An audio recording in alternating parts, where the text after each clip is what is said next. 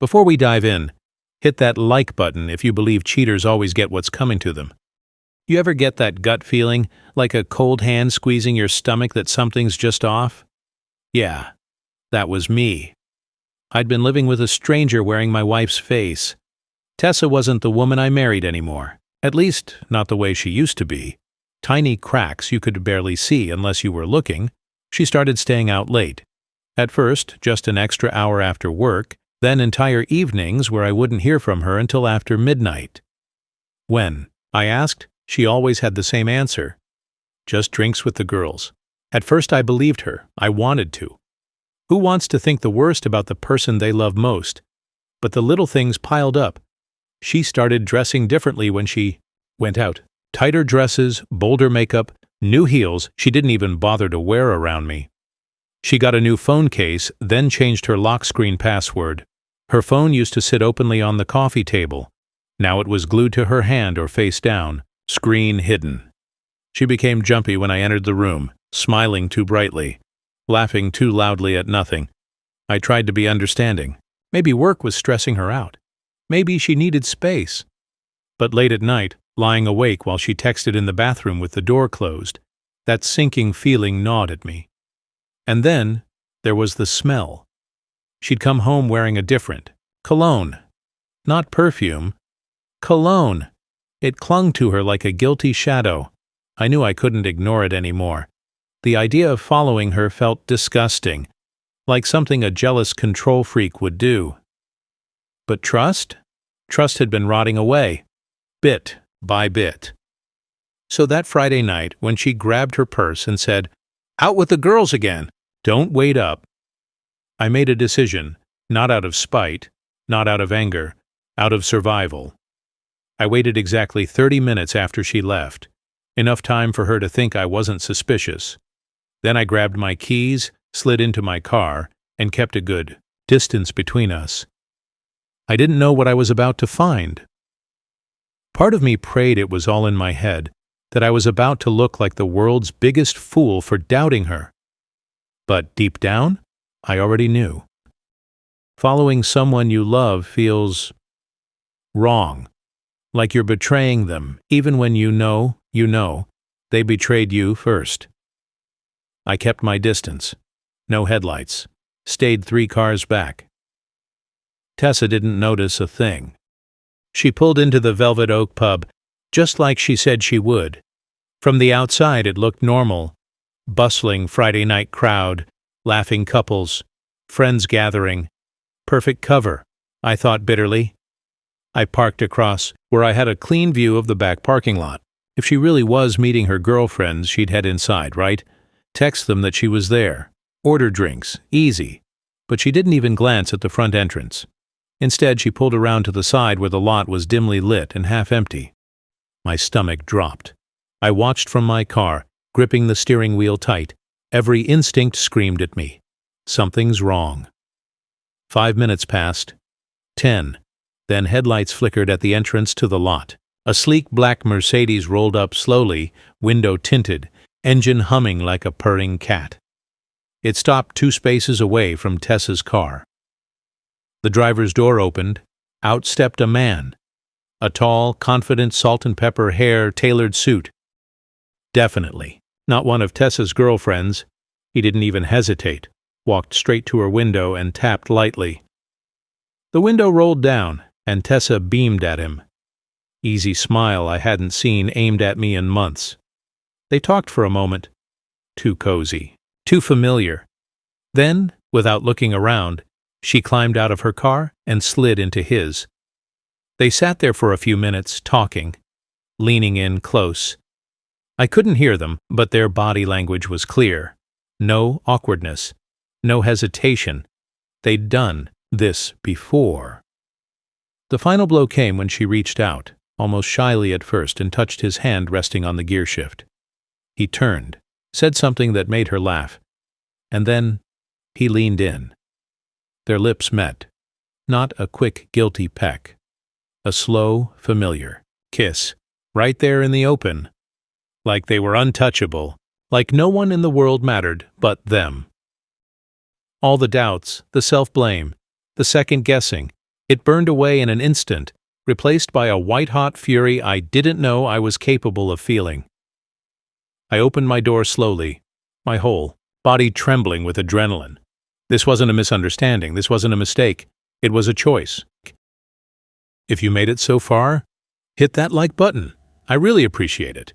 Now back to the story. I crossed the parking lot like a man possessed, boots crunching on gravel under the dim yellow lights.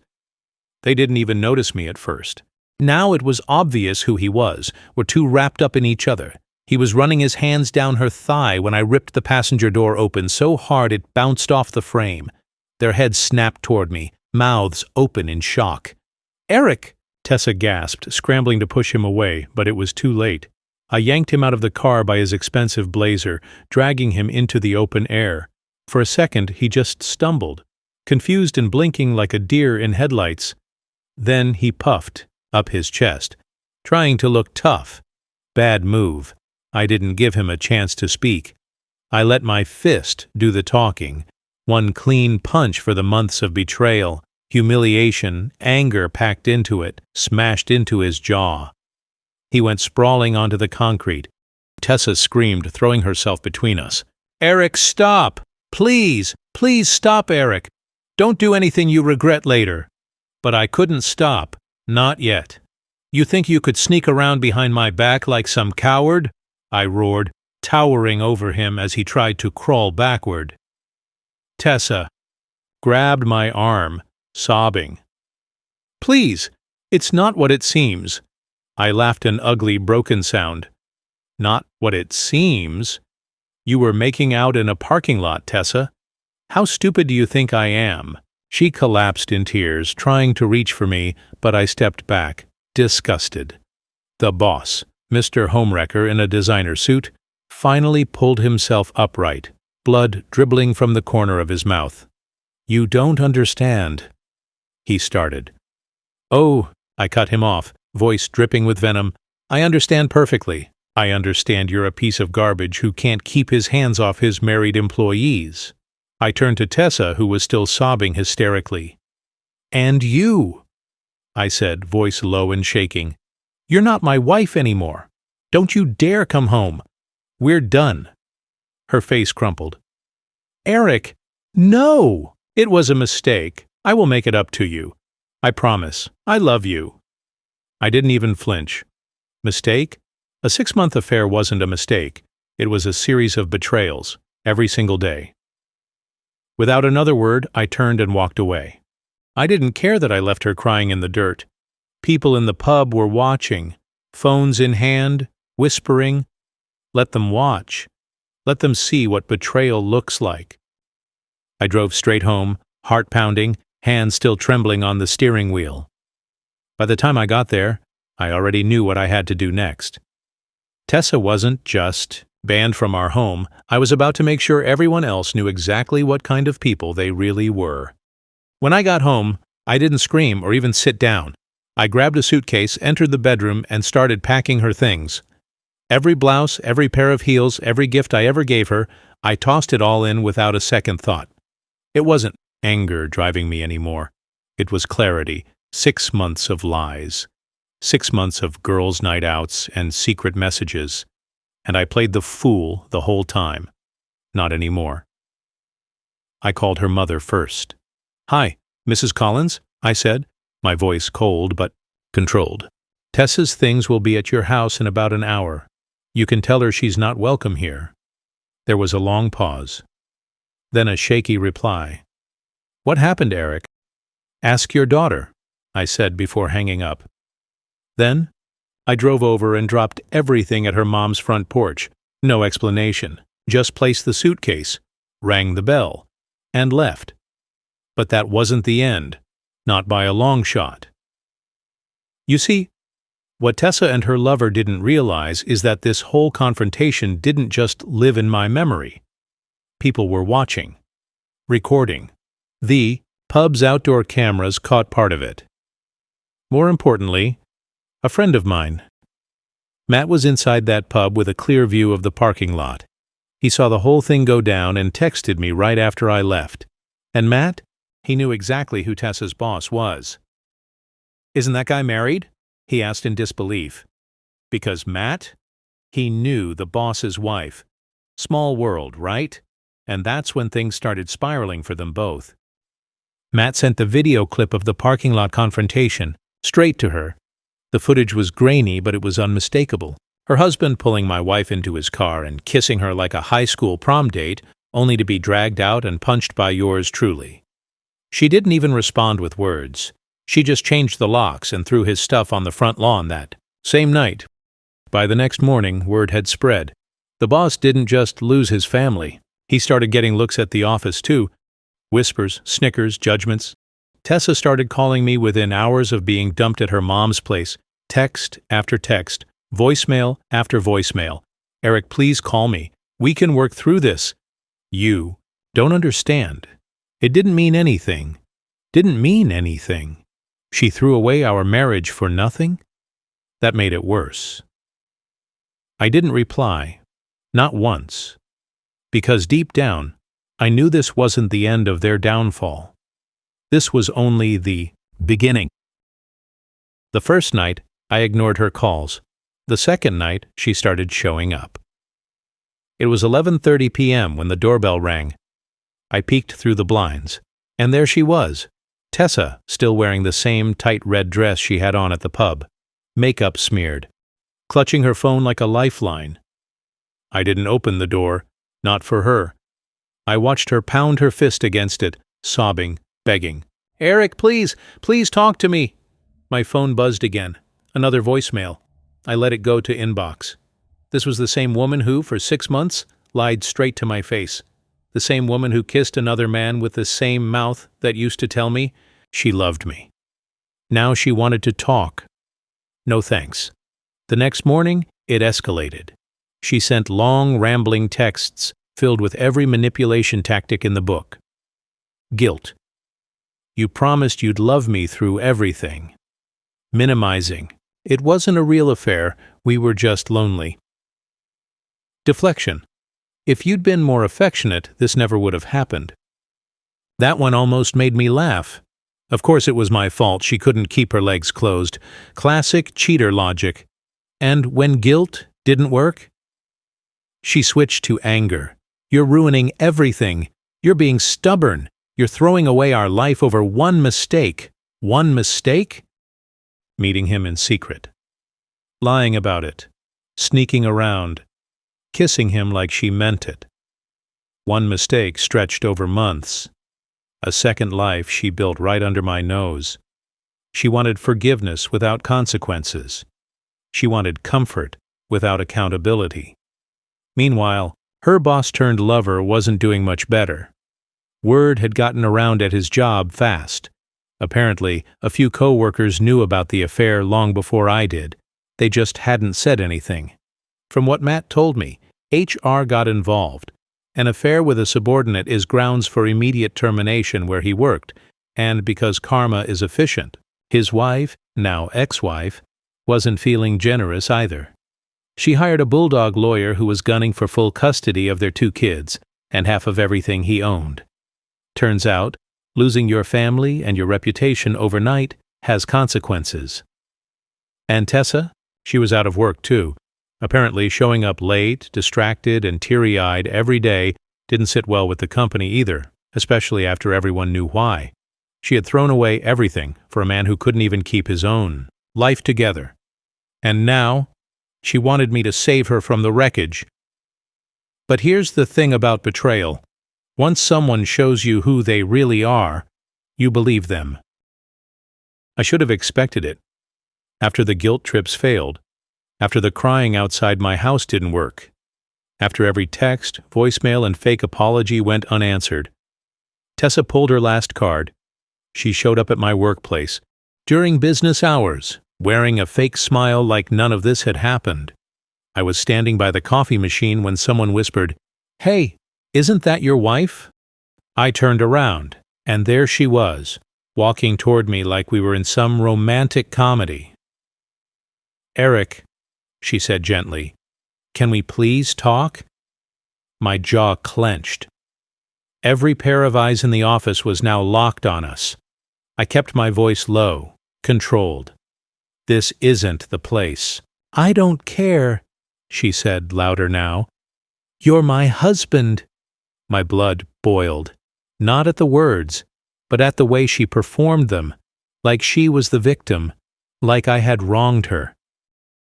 I made a mistake. A stupid, reckless mistake. But I love you, Eric. I've loved you since the day we met. He meant nothing. I stared at her. Nothing? You threw our marriage away for nothing? That hit her harder than anything I'd said before. People were pretending not to watch, but they were. One guy dropped his stapler on purpose just to eavesdrop. She sniffled, eyes glistening with desperation. I'm pregnant, the words hung, in the air like poison. Everyone froze. My heart stopped, then restarted in full rage mode. Excuse me? I said slowly. Tessa reached for my hand. I found out 2 days ago. I was going to tell you after the pub, but is it mine? I snapped. She blinked. Tears welled up again. I think so. You think so? The room was dead silent.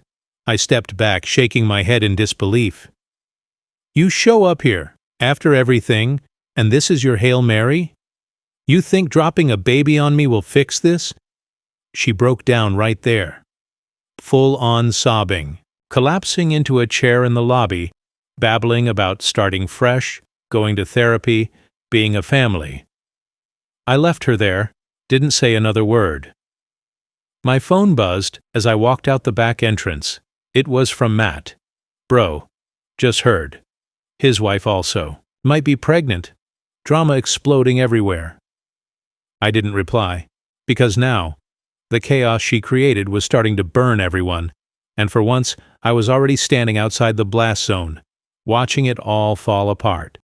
By the end of that week, it was like watching a slow-motion car crash, and honestly, I enjoyed every second.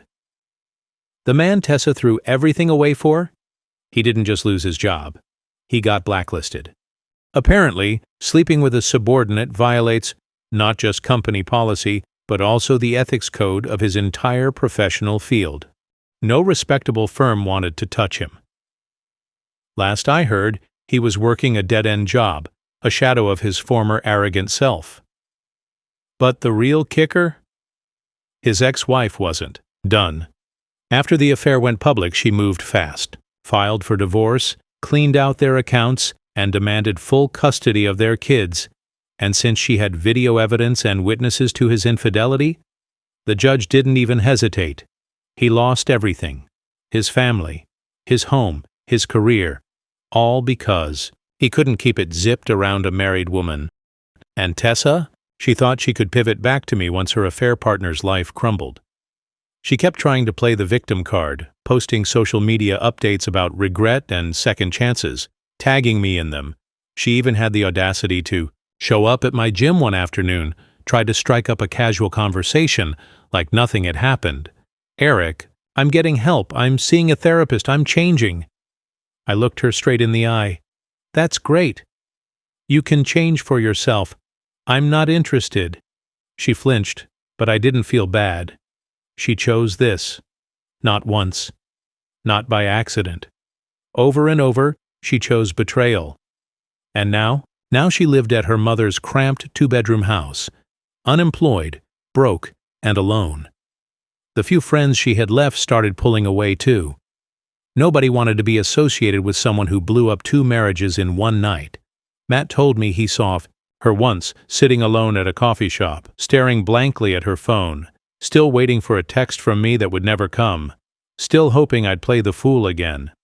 But that man, the one she married, the one who trusted her, he vanished the night I caught her in that car.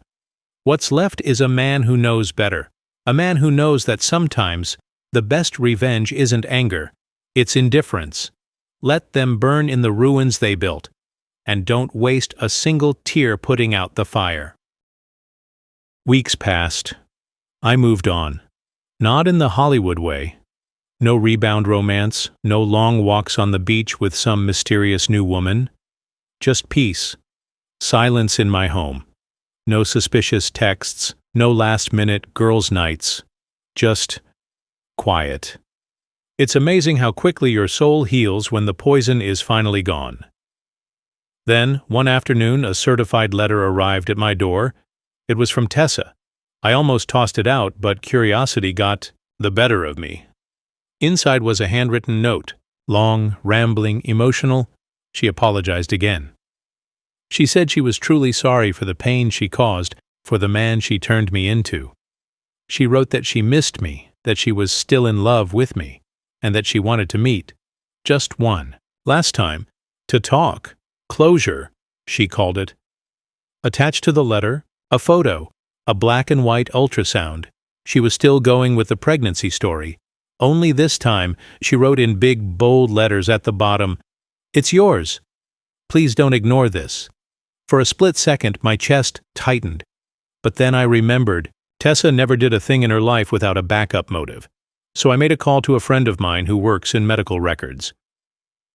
A little digging revealed the truth. She had a miscarriage 2 weeks ago. She just didn't want to tell me, because she was hoping the illusion of a baby would be enough to reel me back in, to trap me. One final, desperate ploy, and just like every other lie before it, it backfired. That was the last straw. I mailed the ultrasound photo back. No note, no message, just one thing written on the back in black Sharpie. "You and your lies belong together. Stay far away from me." She didn't reach out again. As for her boss, the last anyone heard, he was trying to sell his car on Facebook Marketplace to pay rent. So yeah, she traded a loyal husband for a broke man, a burned career, and a lie she couldn't keep alive. And me? I didn't lose a wife. I lost a traitor in disguise, and that is a damn good trade. If you made it this far, drop a comment and let me know what you think of the story. Like the video, hit subscribe and share this if you love real stories with justice and a twist, because, trust me, the truth always comes out.